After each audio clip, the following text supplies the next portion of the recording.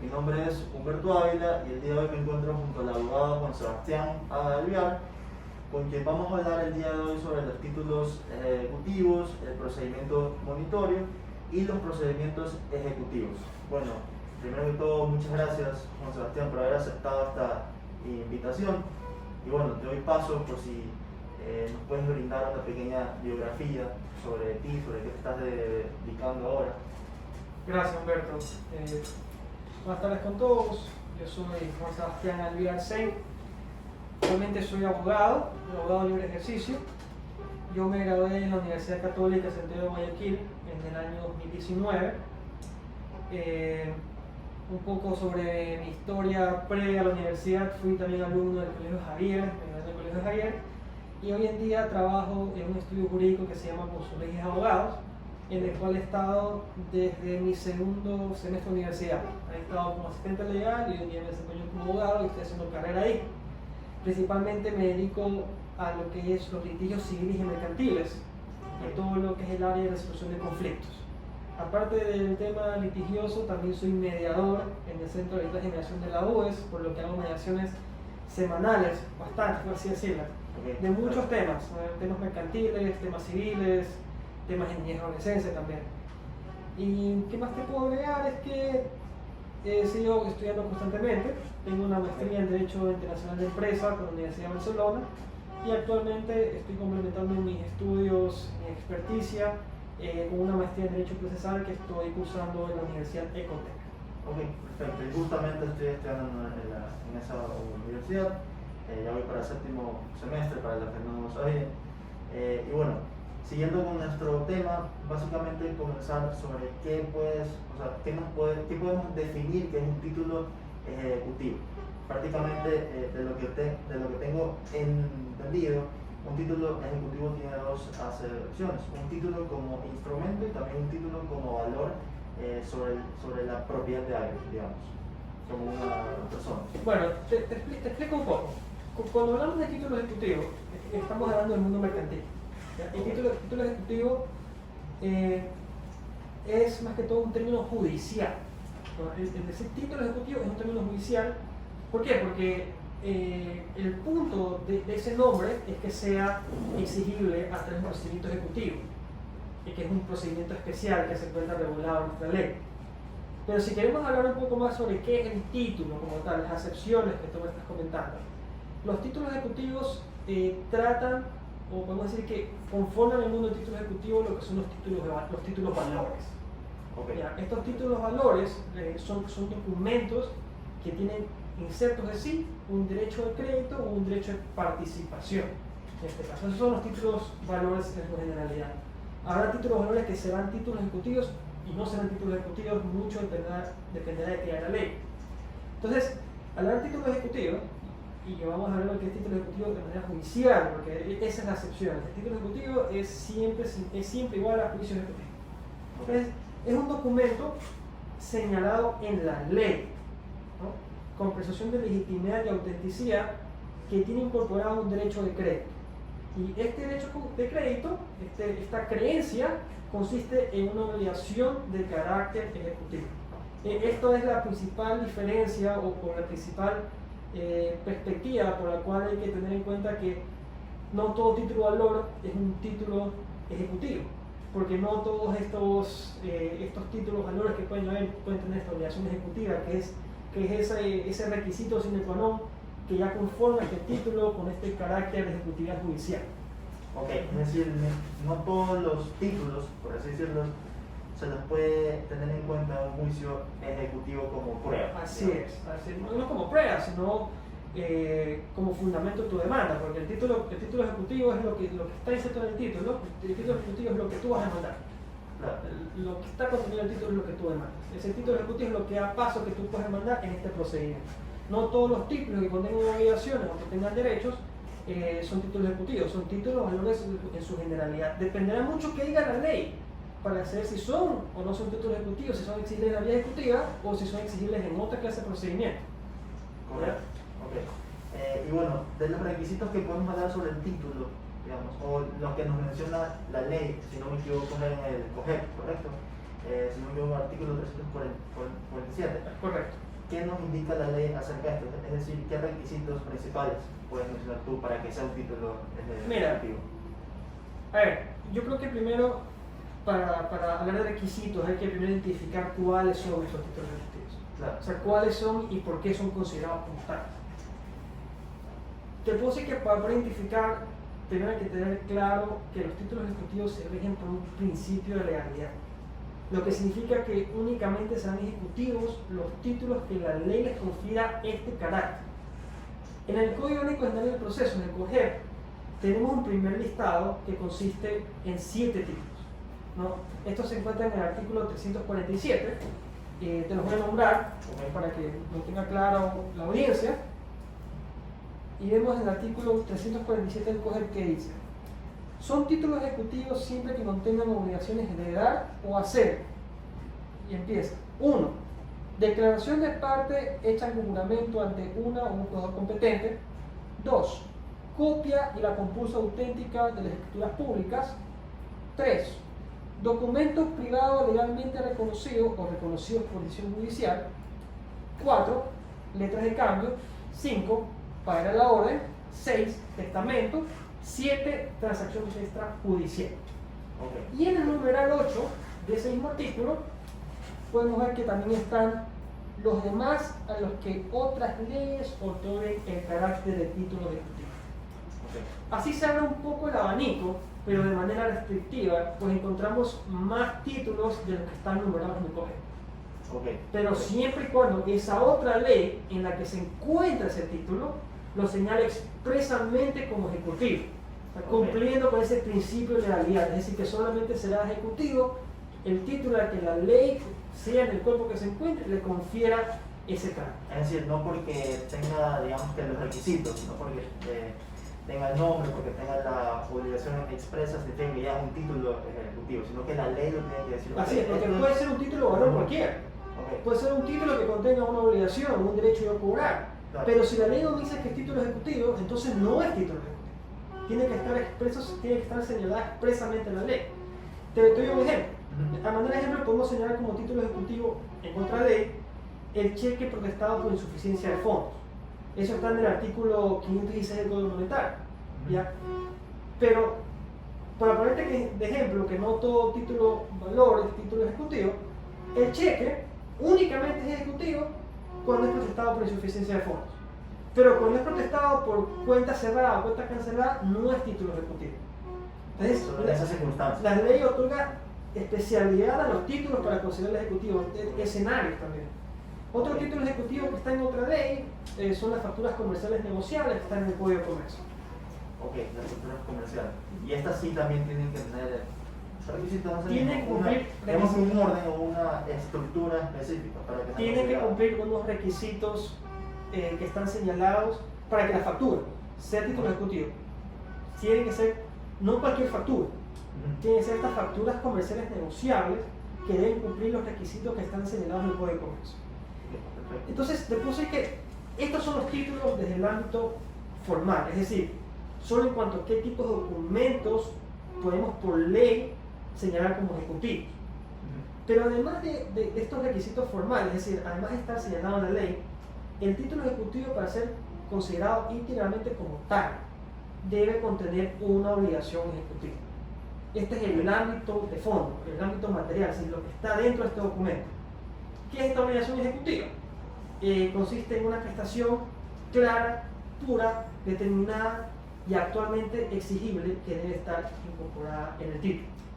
Okay. Así tenemos entonces que podemos hablar de un título, que no podemos hablar de un título ejecutivo únicamente por el encabezado del documento, Okay. sino que hay que examinar la obligación que lo contiene. ¿Ya? Okay. Por ejemplo, un pagar a la orden no será considerado título ejecutivo si es que no está señalado el deudor. Claro, correcto.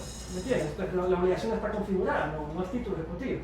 Y aquí, en estos casos del pagar de orden, también entran, digamos que, ciertas reglas del Código Civil, como por ejemplo, puede ser que en el pagar de la orden no se especifique quién es el que tiene que pagar primero, o tiene que cumplir alguna obligación. Mira, el pagar a la orden, primero tienes que irte al Código de Comercio. Okay. El pagaré va a está regulado en el Código de Comercio. El pagaré, para empezar, tiene un primer deudor. que este deudor es el primero que debe pagar. De ahí, para ver si tiene que pagar otra persona, dependerá de qué habrá pasado con este deudor. Si se cedió el pagaré a otra persona, entonces este deudor tendrá que pagar a otra persona, o si efectivamente el deudor falleció, tendrá que responder sus herederos, ¿no?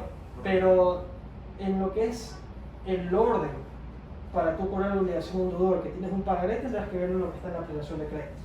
Claro, ok. Pero de ahí las reglas especiales Ok. y explícitas son las que están en el Código Comercio. Ya, y para estos títulos ejecutivos, es decir, como estabas mencionando hace un momento, debe ser exigible. Es decir, que se vuelven títulos ejecutivos una vez que ya se cumple el plazo para haber cumplido con esa obligación y una vez que ya esta persona puede exigir el cumplimiento de esto.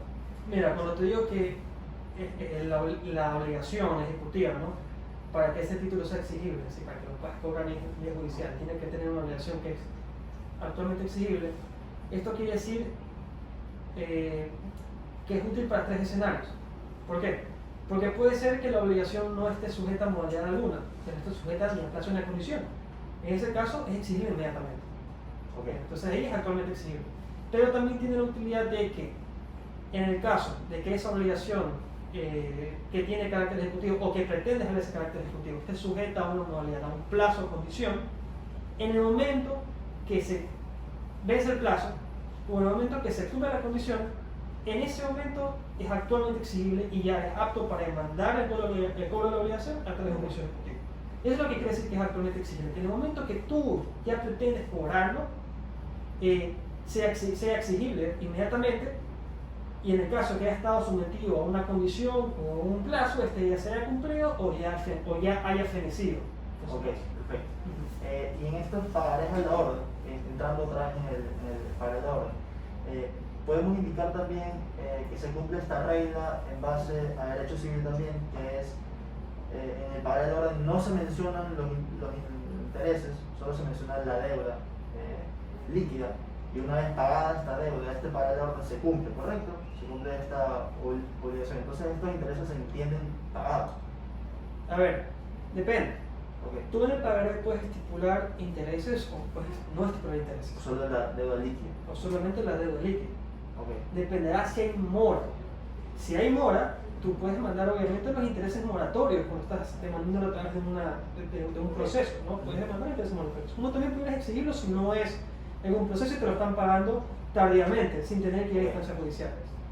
Pero también puede ser el caso que en el pagaré se pacten intereses convencionales, que es lo que usualmente hacen los bancos. Cuando tú vas a pedir un préstamo con un banco, el título que usa para materializar esas obligaciones crediticias, ¿no? y tener un seguro de cobro contra estas personas que les presta plata, es el pagaré. Y este pagaré estipula intereses que se pagan mes a mes, ¿no? Que se van sumando a la deuda. Y eso es precisamente lo que le genera la ganancia al banco. Entonces, aparte de estos intereses convencionales, que son los que se pactan, también cuando hay retraso se pagan los intereses moratorios, que no tienen que estar pactados, son intereses legales, por así decirlo, ¿no? Claro. Cuando una obligación es cumplida tardíamente, la ley te da derecho a exigir los intereses. Ok, perfecto. Y luego ya pasando al procedimiento de estos títulos, es decir, tengo entendido que existe el procedimiento ejecutivo y el procedimiento monitorio, ¿correcto? Más o menos, ¿qué podemos decir en qué se diferencian estos dos?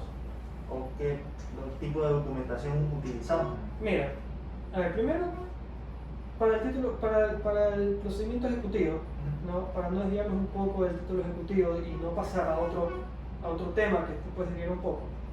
A ver, para cobrar títulos ejecutivos únicamente se puede hacer a través del procedimiento ejecutivo.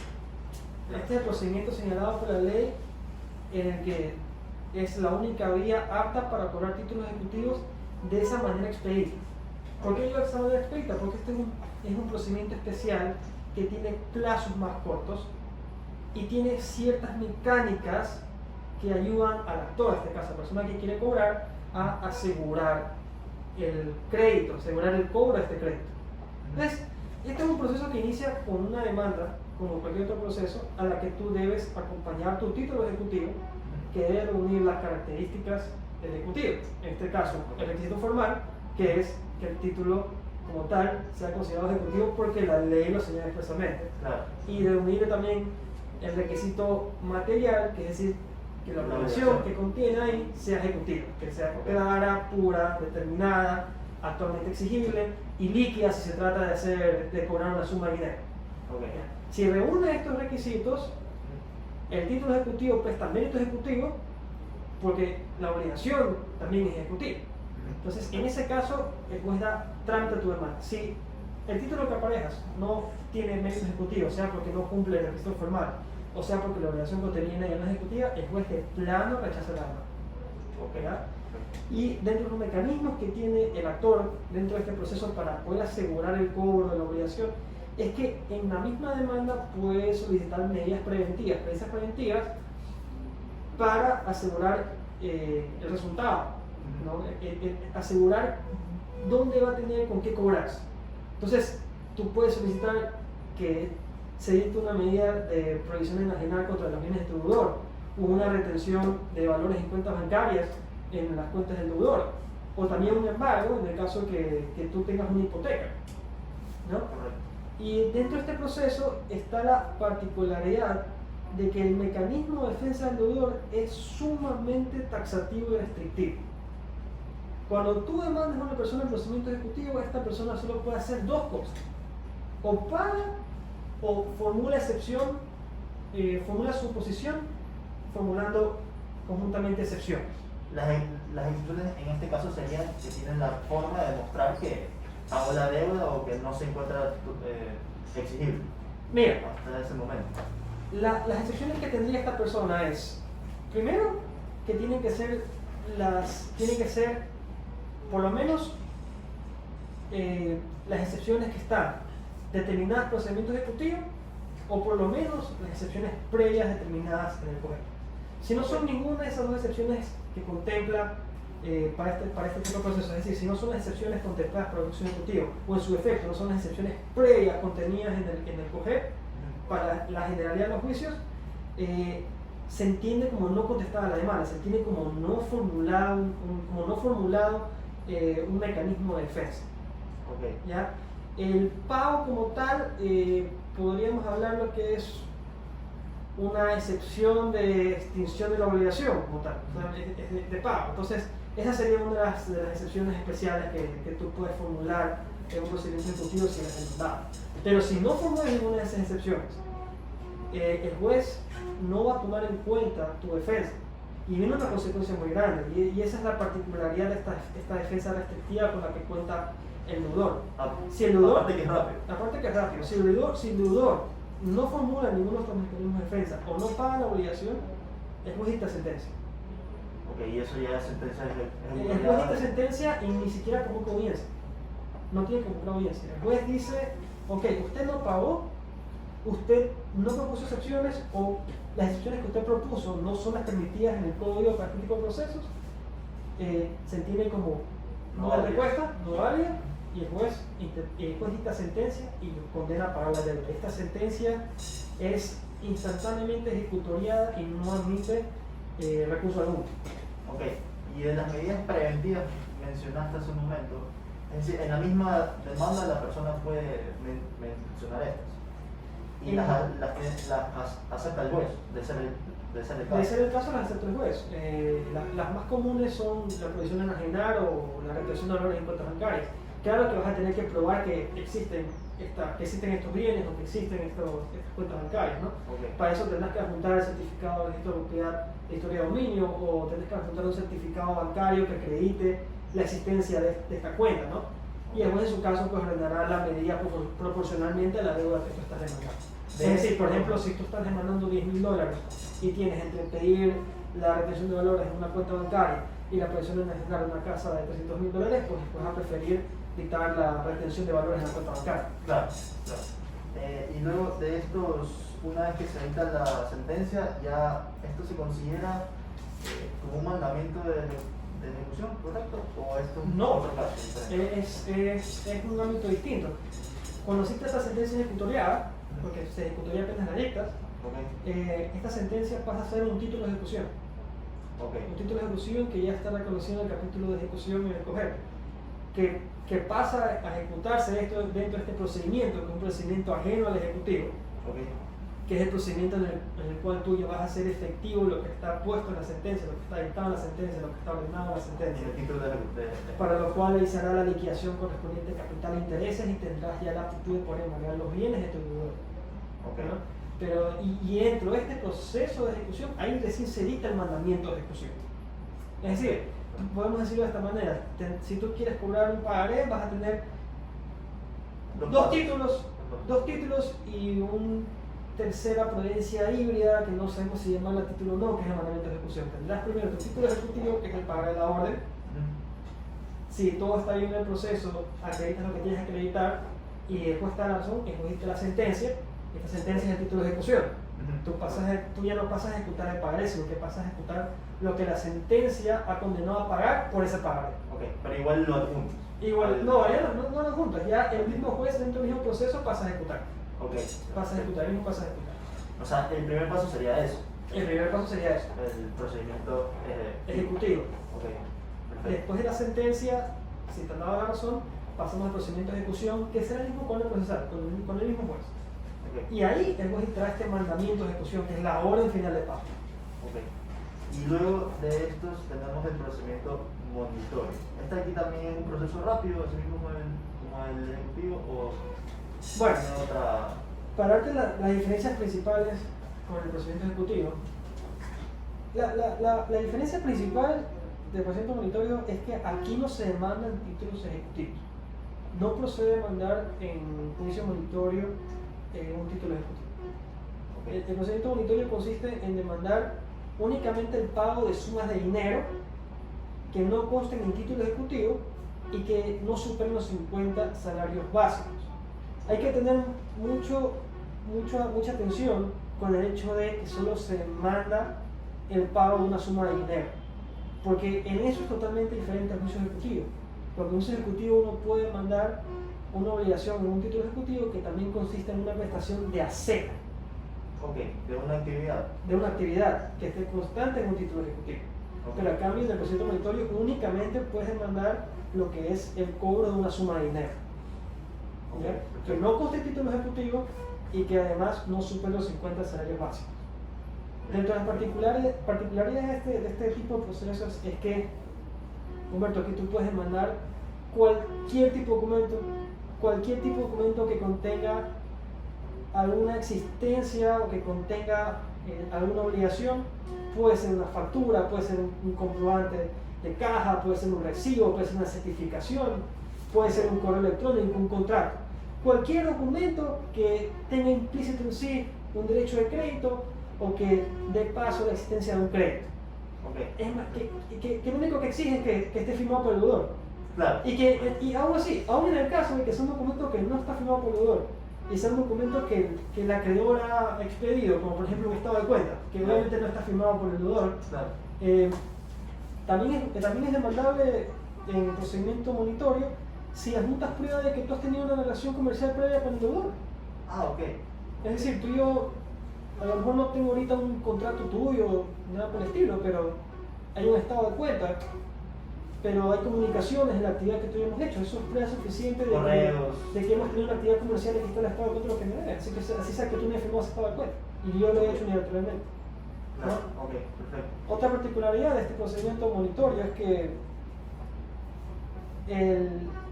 el procedimiento es similar al ejecutivo en cuanto al comportamiento del deudor.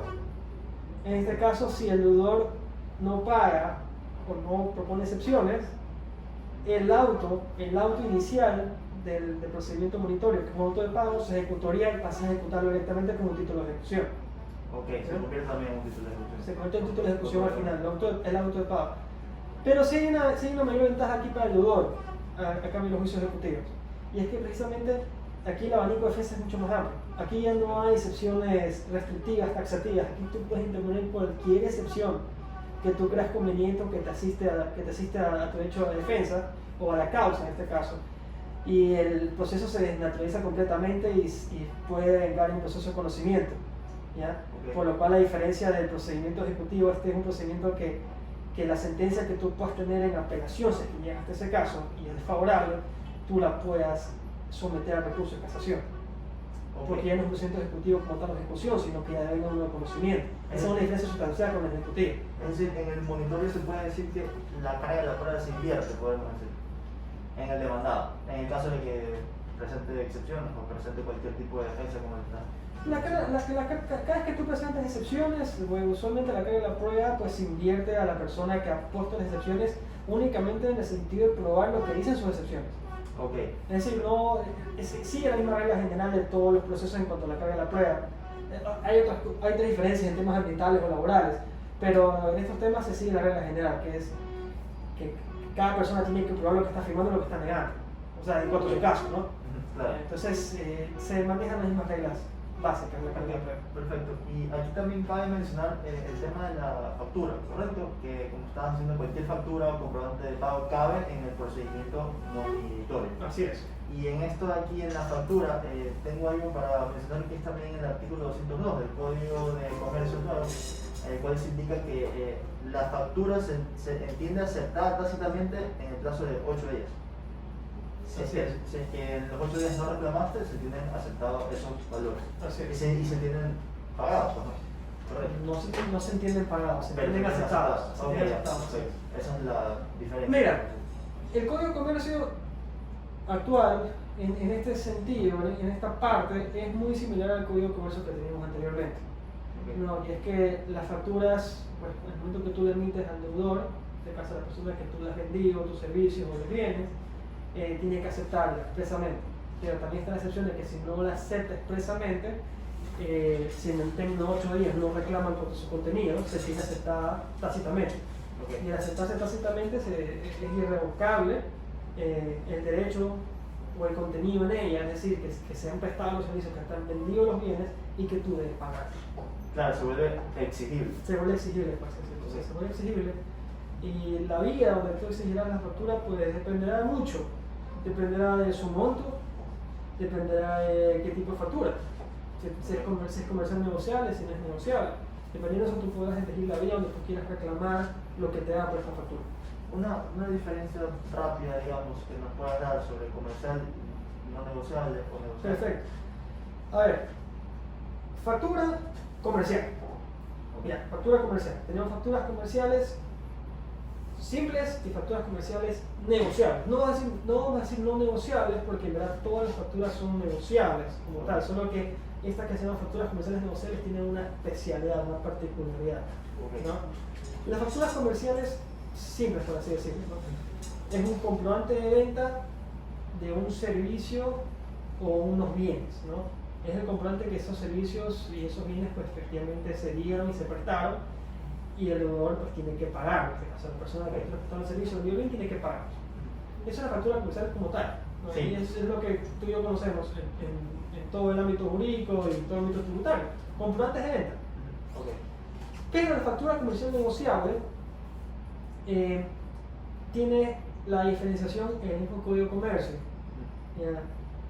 Le ha dado esta especialidad para hacerla circular en el mercado de valores. Esa es la mayor diferencia con las facturas comerciales simples.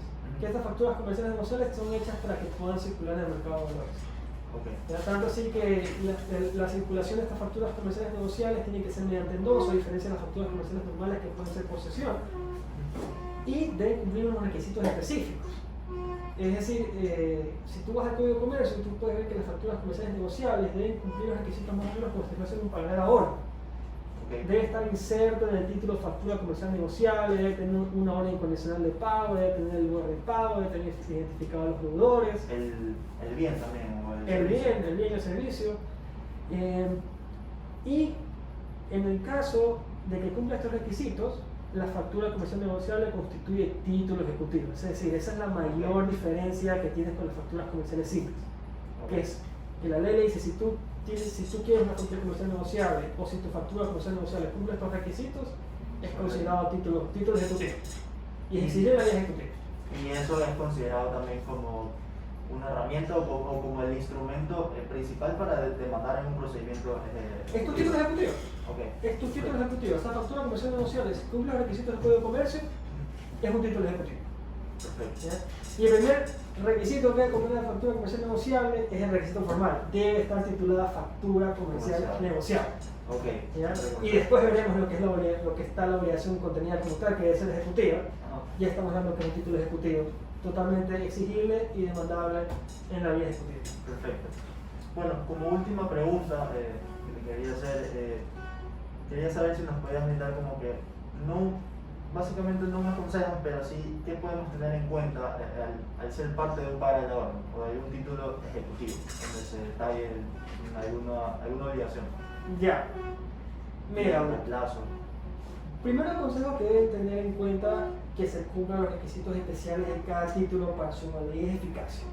Okay. Por ejemplo, para preparar la orden, una persona antes de firmarla o antes de que el acreedor solicite que lo firme el deudor, deberá prestar atención a que cumpla los requisitos del Código de Comercio, del artículo 187, si me permites. Por ejemplo, debería cumplir los requisitos de la denominación de documento inserta en el texto mismo, la expresión de la palabra a la orden, la promesa incondicional de pagar una suma de dinero, la indicación del vencimiento, el lugar donde debe efectuarse el pago, la indicación de la fecha, el lugar donde se suscribe el pagaré y la firma de quien emite el documento. Okay. Eso, yo creo que deberían siempre, antes de analizar o si va a firmar o no, o si va a ser parte de un título ejecutivo, es que se cumplen los requisitos especiales para la validez y eficacia que estén en el cuerpo legal que norme ese título. Okay. Por ejemplo, si bien el pagaré no es un título ejecutivo reconocido el COGEP, la ley especial que lo regula y donde están todos sus requisitos para la validez y eficacia es el Código de Comercio. Para el cheque también es un título ejecutivo, pero la norma que rige el cheque es el Código Monetario Financiero. Okay. Entonces, ciertos tipos de cheques los nomina como un título ejecutivo. Ciertos tipos de cheque, pero todo cheque debe cumplir los requisitos para su validez y eficacia. Okay. Entonces siempre ver que el título al cual yo pretendo que sea ejecutivo cumpla los requisitos de eficacia. Por ejemplo, las escrituras públicas son títulos ejecutivos. Entonces, si yo quiero una escritura pública y sé que esa escritura pública me va a ser el título ejecutivo, pues yo voy a verificar que, por ejemplo, si es una compraventa, que esté estipulado un precio, Okay. que la firme efectivamente el notario, que contenga todas las formalidades notariales que requiere para su existencia. Okay. ¿No? Perfecto. Y aparte de estos requisitos, ¿no? Por así decirlo, formales, aconsejo que tengan en cuenta si la obligación contenida en el pagaré, por ejemplo, ¿no? reúne las cualidades ejecutivas.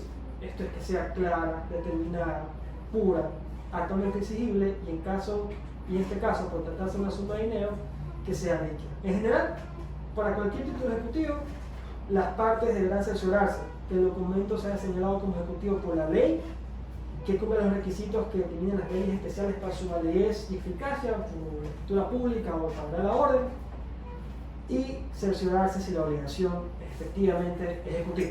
Ok, perfecto. Bueno, yo creo que hemos podido abarcar bastante lo que es esto de los títulos ejecutivos, el procedimiento ejecutivo, el procedimiento monitorio. Y bueno, nuevamente te doy gracias, Juan Sebastián, por aceptar esta invitación. No sé si nos quieras brindar unas últimas palabras, algo que nos quieras brindar como consejo sobre materia de derecho. Bueno, sí, a mí siempre me ha gustado recordar a mis clientes que al momento de que vayan a formar una relación comercial, ¿no? O al momento que vayan a consolidar una creencia o se vayan a someter a una deuda, que siempre pidan la asesoría o consulten a un abogado si lo están haciendo de la manera correcta. Okay. Si lo que están firmando es válido, si la garantía que yo quiero que me den es válida, si la relación comercial que van a entablar cumple los requisitos o me voy a proteger con las debidas garantías, ¿no? Y en caso de que busque garantías, que estas cumplan los requisitos legales para, en el peor de los casos, y que siempre es el caso de irse a la vía judicial, el juicio puede ser más asequible en cuanto a su procedencia y puede ser más garantizado a su favor en el ámbito de tener un título que no presente problemas en la ejecución en vía judicial. Ok, perfecto. Y digamos también, en mi criterio, creo que también en estos casos podemos también siempre ver la forma de no ir por vía judicial, sino ir por la vía digamos, de mediación. Claro, por supuesto. Creo que es la Por mejor manera de supuesto, hacer. por supuesto. A ver, la mediación es de materia transigible. Y todas las obligaciones que están en títulos ejecutivos son materia transigible, son materia económica de las cuales las partes pueden libremente disponer. Okay. Y esa mediación, yo creo que en el caso que haya voluntad de las dos partes, tanto de la parte que quiere cobrar la obligación y la otra parte que quiere ver la manera de cumplirla sin tener que irse a juicio, yo sí recomiendo que se vayan a mediación. Yo he tratado casos de mediaciones de títulos ejecutivos. Y al fin y al cabo, si se logra un acuerdo, hay una gran ventaja para el acreedor, que es que el acta de mediación es título de ejecución y se ejecutaría como si fuese la sentencia que yo se llama un juicio ejecutivo, con lo cual me ahorro un procedimiento de 6 meses, por así decirlo, mínimo 6 meses, y quién sabe si un año más haya apelación. Claro. Entonces, en un primer punto yo sí recomendaría que las personas que tienen títulos ejecutivos y ven por ahí la luz de que haya la posibilidad de llegar a un acuerdo con otra parte, que haya la voluntad de pagar, vayan a mediación. Ok, perfecto. Bueno, creo que hasta aquí llegamos el día de hoy y bueno, un especial agradecimiento también al estudio por aceptarnos en las instalaciones y también a Nicolás Lascano, que fue parte de que esta producción se pueda dar. Bueno, nos estamos viendo en un próximo capítulo. Próximamente estaré hablando sobre la extinción de las obligaciones y espero, Juan Sebastián, que en algún momento nos podamos volver a encontrar y grabar otra vez. Por supuesto. Listo. Muchas gracias. Hasta luego. Hasta luego.